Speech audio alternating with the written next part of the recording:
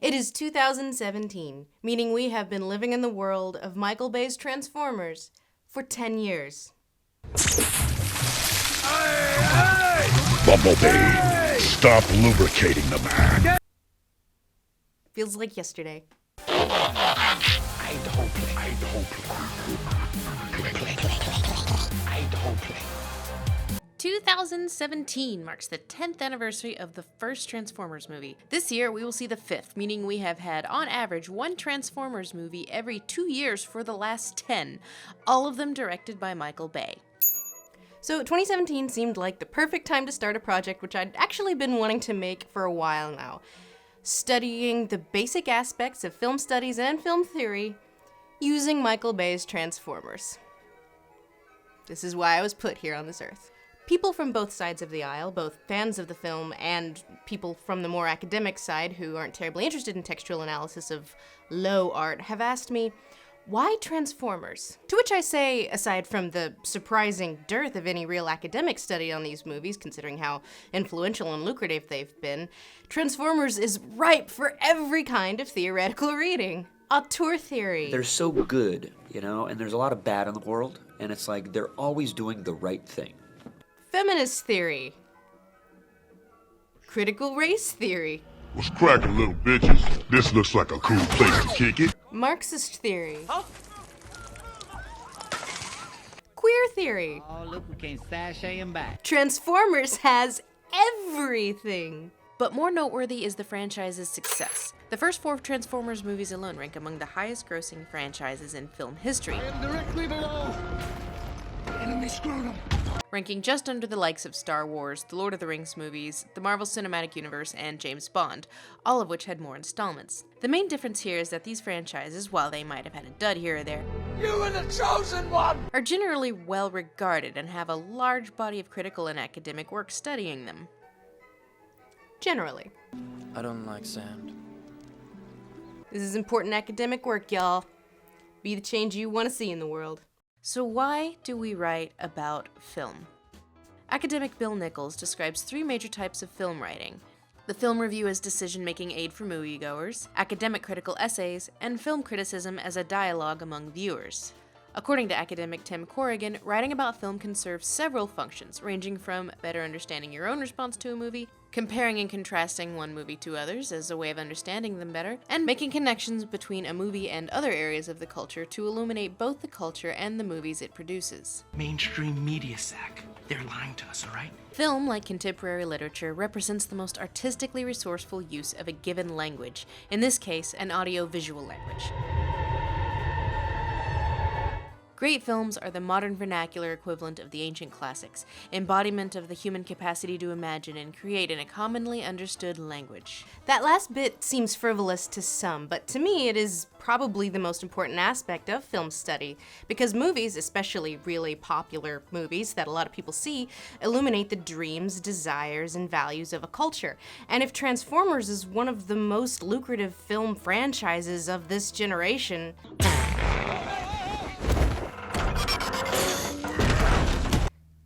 what that means merits discussion. In the words of film historians Tim Corrigan and Nancy White, film studies is a critical discipline that promotes serious reflection on the movies and the place of film in culture. Film studies is an umbrella term under which all areas of film academia and film writing fall, but an important thing to keep in mind is that each of these branches of study and theory are not islands. They mesh, mix around, influence each other, and are influenced.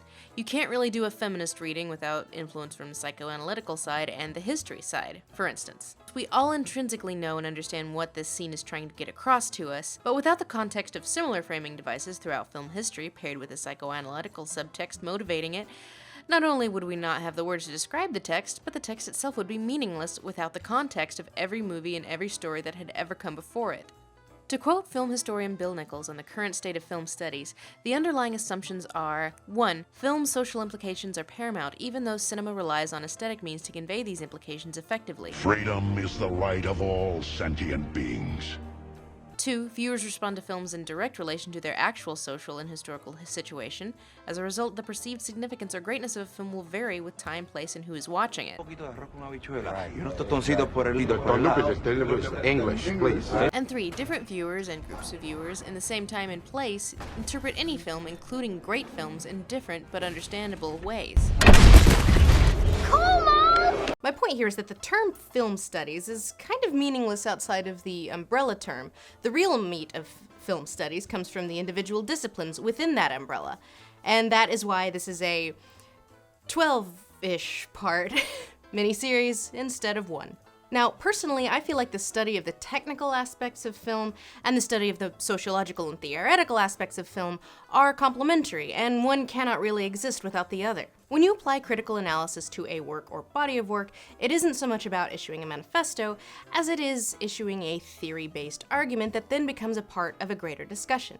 These discussions can be fairly simple or more complex, but the thing to remember about any form of critical analysis is that it is not set in stone. These things change over time, they are fluid and always evolving, and that's kind of the great thing about theory and critical analysis. It's important to understand the language of the technical elements, as everything you see on the screen is trying to convey something to you, be that an emotion, idea, or a theme, or a plot point, and so on.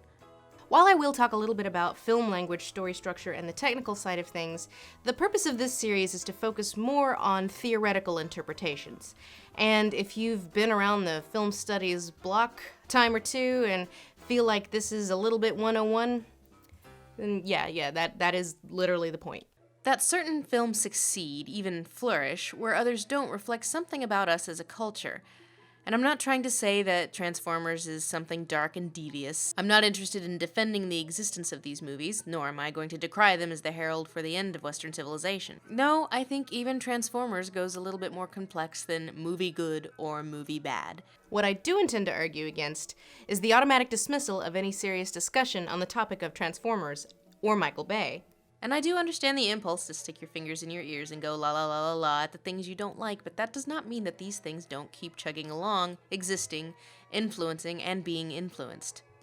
By dismissing Michael Bay, you also dismiss his worldview, the themes and ideas he pushes, what resonates with his audience, and why.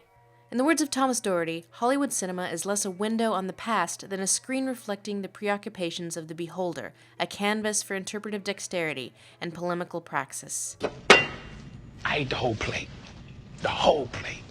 So with this series, we are going to delve into the Transformers franchise, its influence and its influences, its meaning and its intent. And you can say that this sort of thing is not worth your time, but that does not mean that a lot of people are not seeing these movies or that they're not important. And it certainly does not mean that movies like this are going to go away anytime soon.